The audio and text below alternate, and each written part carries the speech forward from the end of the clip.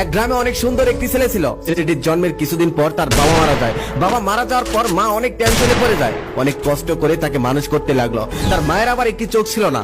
একটি চোখ না থাকলে মানুষকে সাধারণভাবে দেখতে একটু বিশ্রী লাগে। তবে ছেলেটা যখন ছোট ছিল তখন তার মাকে অনেক বেশি ভালোবাসতো। তবে যখনই আস্তে আস্তে একটু বড় হতে লাগলো আর মাকে ঘৃণা করতে লাগলো। একদিন তার মাকে সোজাসুজি বলে দিল, তুমি আর কখনোই আমাকে আনতে স্কুলে যাবে না। তোমাকে দেখে আমার বন্ধু বান্ধবরা হাসাহাসি করে, আমার লজ্জা লাগে। তুমি আর কখনোই আমাকে আনতে স্কুলে যাবে না। মাকে সে ঘৃণা করতে লাগলো, তার চেহারা সুন্দর না বলে। এভাবে আস্তে আস্তে সে বড় হচ্ছিল আর মাকে প্রতিনিয়তই তার সৌন্দর্য নিয়ে খোঁটা দিত। মা এটা নিয়ে অনেক কান্না করতো। তবুও মা তাকে অনেক কষ্ট করে মানুষ করলো। লেখাপড়া শেষ করার পর সে একটা ভালো চাকরি পেল। চাকরি পাওয়ার পর সে একটা বিয়ে করলো। তবে বউটা বাড়িতে এসেই তাকে সোজাসুজি বলে দিল, তোমার মাকে ডাইনির মতো দেখতে লাগে। তুমি যদি তোমার মাকে বাড়ি থেকে না তাড়িয়ে দাও তাহলে আমি নিজেই চলে যাব। কি আর করার, বড় লোকের মেয়ে, তার কথা তো শুনতেই হবে। তারপর সে তার মাকে বাড়ি থেকে বের করে দিল। মা কান্না করতে করতে বাড়ি থেকে চলে গেল। তার 3 দিন পর তার ছেলের জন্মদিন ছিল। জন্মদিনের দিন সন্ধ্যাবেলায় মা একটি ফুল আর একটি চিঠি নিয়ে ছেলের দরজায় কড়া নাড়লো। কলিং বেল দেওয়ার সাথে সাথেই ছেলে দরজা খুললো আর ছেলেকে সেই ফুল আর চিঠিটা দিয়ে মা সেখান থেকে চলে গেল। ছেলে তখন চিঠিটা পড়তে লাগলো।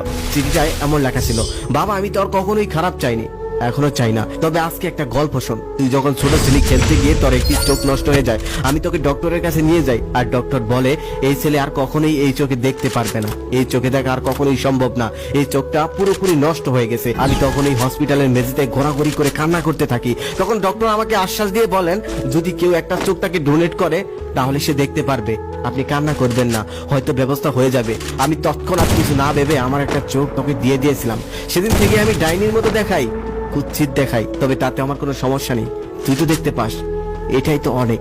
এই চিঠিটা পড়ার পর ছেলেটা কান্না করতে লাগলো। কান্না করতে করতে তার মায়ের দিকে ছুটতে লাগলো। তবে তার মাকে কিছুতেই পাচ্ছে না।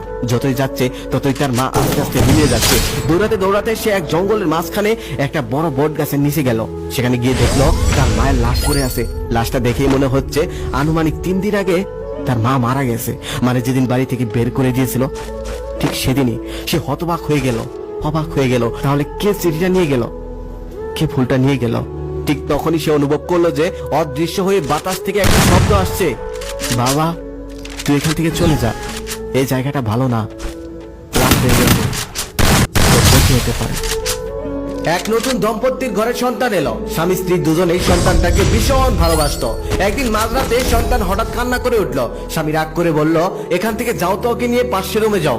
শান্তি মতো একটু ঘুমাতেও দিল না, ঘুমটা ভাগিয়ে দিল।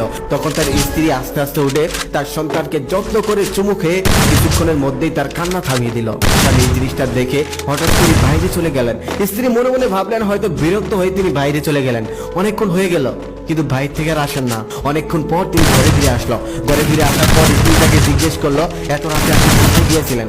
তখন স্বামী বলতেছে, আমি যখন রাত করে তোমাকে পাশের রুমে যেতে বললাম তখন আমি একটা জিনিস খেয়াল করলাম, তুমি কখন যত্ন করে ওকে কিছুক্ষণের মধ্যেই শান্ত করে দিলে। তখন আমার একটা কথা মনে পড়ে গেল, আমিও তো একদিন ছোট ছিলাম, হয়তো আমিও কোনো এক মাঝরাতে এভাবে কান্না করেছিলাম আর আমার মা আমাকে যত্ন করে ঠিক